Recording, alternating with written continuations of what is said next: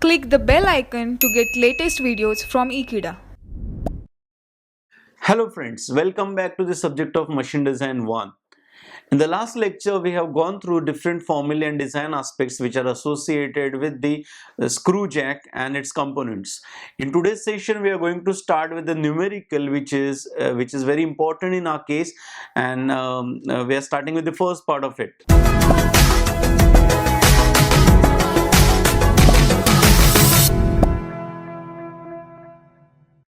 Numerical will be given in terms of the details with the materials, their material properties also, and some of the dimensions, or the numerical will be given only in terms of the input parameters like the load that to be lifted and the height to which the load is to be lifted.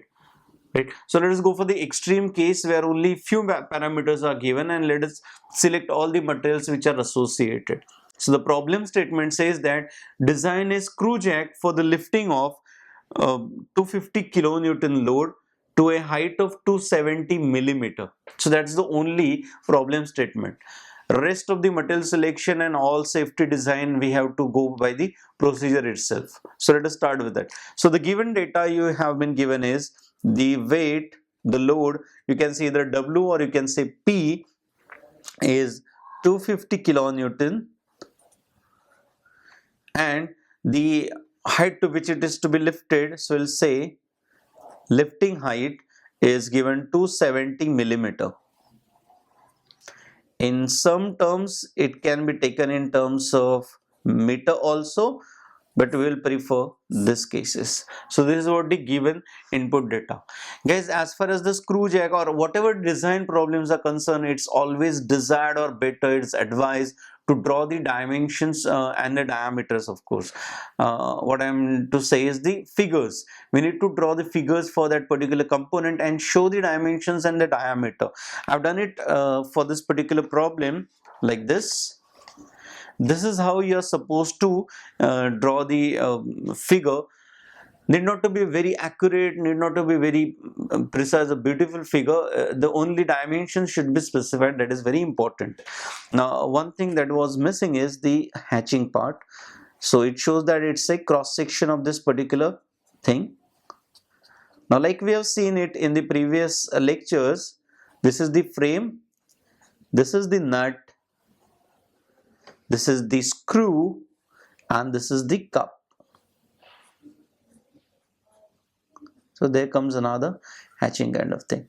So that is where the actual load is going to act. So this is the one of the given parameters, and this is the second given parameter, HL.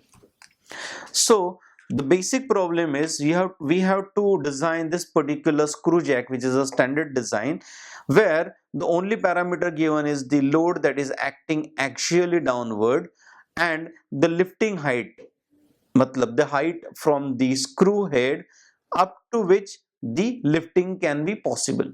So that is HL. So these are the only two parameters are given. There are many more dimensions, but I have shown very precise and very important dimensions as of now. So very first dimension, that is the outer diameter of the screw, the core diameter of the screw, that is also called the inner diameter, you can say. The core diameter where your threads come into picture. Of course, the same diameter will be liable for the nut as far as the core diameter is concerned. Then D1 is the diameter of nut of this section, and D2 is the diameter of nut of this section, whereas D3 will be diameter of this particular cup body or the handle where it is fixed. Then D is the diameter of the handle head, of course, and similar smaller dimensions that we are going to consider. There are certain dimensions like diameter of the frame, outside diameter, inside diameter, which again come with the standard empirical relations, but we are going to directly incorporate them during the procedure only. So in the first part, we are supposed to design at least the screw body and let us see whether it is safe or not, and that is how the second part and third part will be propagated. So this figure is very important because it actually carries the weightage and marks. So we have to start with the figure always. an advice, did not beautify the figure. Make sure that it just reflects the imported dimension, and this is important. Just tag it, screw jack, and then it is done. So let us proceed. Like we have seen the material, which is the material which is given, sorry, the data which is given, we have written down. So let us go for the material selection. Material selection mostly is done from PhD data book, and we have to follow the standard practices again. So I'm referring to the PhD data book, and through which it says that the cast iron can be selected as the material for nut because it has got good bearing properties. Castings are very good as far as the bearing is concerned. In this particular application, nut is going to bear a lot of load, and that's why we have to select some material which is good in bearing. And the steel for the material as the screw, because screw is going to be under principal stresses, or we are going to consider the principal stresses, and for that the properties are good for the ductile materials. So let material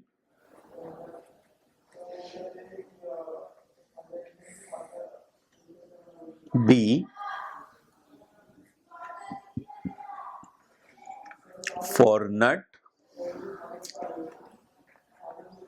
for screw. It is going to be steel, and it is going to be cast iron. Some specific cast iron will mention the properties. So permissible bearing stress is an important aspect. Again, we can refer to the PhD 7.87 for this from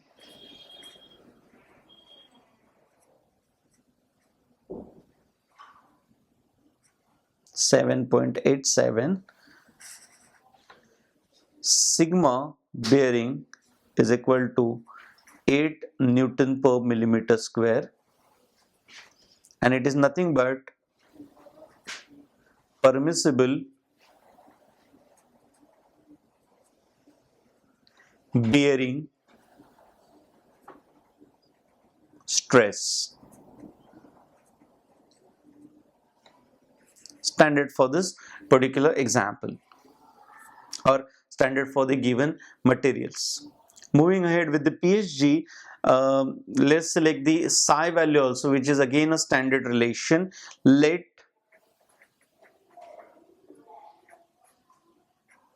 psi is equal to h divided by n.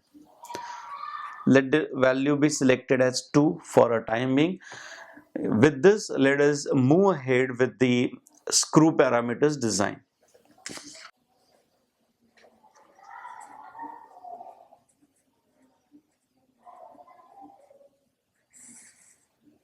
Now we know that this screw is going to fail under the combined loading, and hence we have to consider both of them. But before that, let us go for the selection of the dimensions. Guys, in case of screws, in case of nuts, in case of power screws, we go for this method where we actually find out the basic dimension, based on which we go for the selection from the standard database available in the PhD, and then we try to prove whether it is safe or not. So we are going to do the selection, but for that selection, let us find out the basic parameter. So the parameter is core diameter.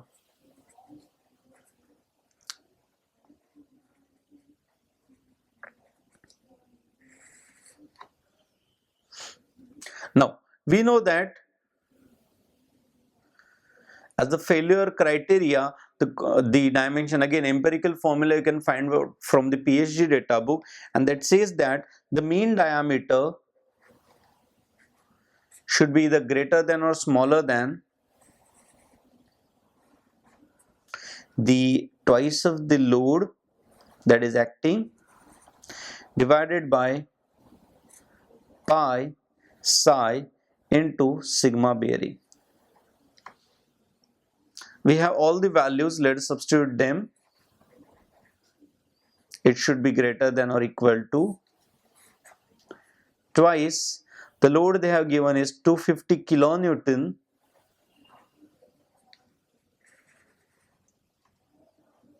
psi value we have considered is 2 and bearing value is 8.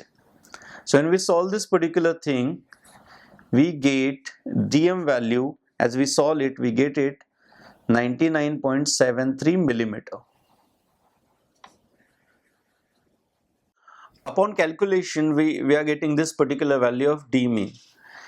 Based on this, let us refer to the PhD data book and let us select the standard values, and therefore from PSG it's 5.72 where the standard power screws are given. Let's select a standard value which is matching with dm, and that says d outer standard value they have given is 110 millimeter, then d inner is 98 millimeter, and d mean, which is d outer plus d inner divided by 2, comes out to be 104 millimeter.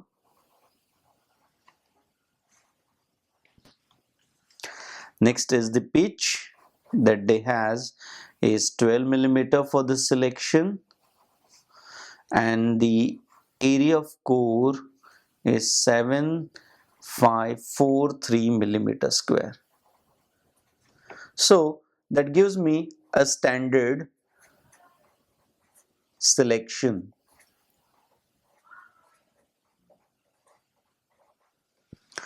Superficially, design ends here only, but the only thing is we have to verify whether it is going to be safe or not. So next procedure is for the safety of this particular selection, based on which other dimensions will be defined and declared.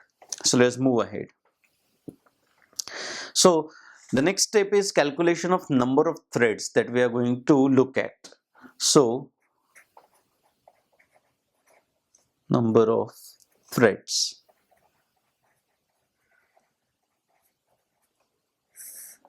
We already know this formula, that it is in terms of the height and psi. So psi is given by h divided by n. The value we have selected is 2. It's a standard selection. So based on this, we are going to find out the number of threads. But now, if you see, this particular factor is based on the design of nut also. We have to go for the design of nut particular part also. So let us start with the design of nut, through which we will select the only parameter which is required, that is called h.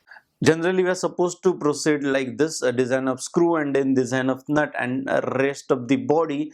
But as of now, we are going for the design of nut only superficially. So it's just a part design of nut height h. Now, again, the empirical formula that we can see is psi is equal to h by dm, which is equal to T2 in our case, and therefore 2 is equal to h, which is unknown in our case, but dm we already have found out with us is 104, and therefore h comes out to be 208 millimeter. So this is the probable height that we are going to use through the nut height. Let us come back to the screw design, where we already know that number of threads is equal to h by pitch p. Let me recollect, there is a small mistake in the previous thing. It's a number of threads are generally given by pitch. It's not psi.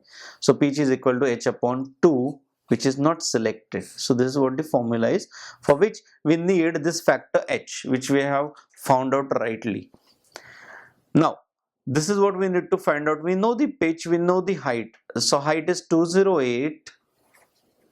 So this was up to the nut thing. We are going for the screw again, divided by pitch. The standard pitch which is given to us is 12 in this case, and hence number of threads somewhere come out to be 17.33.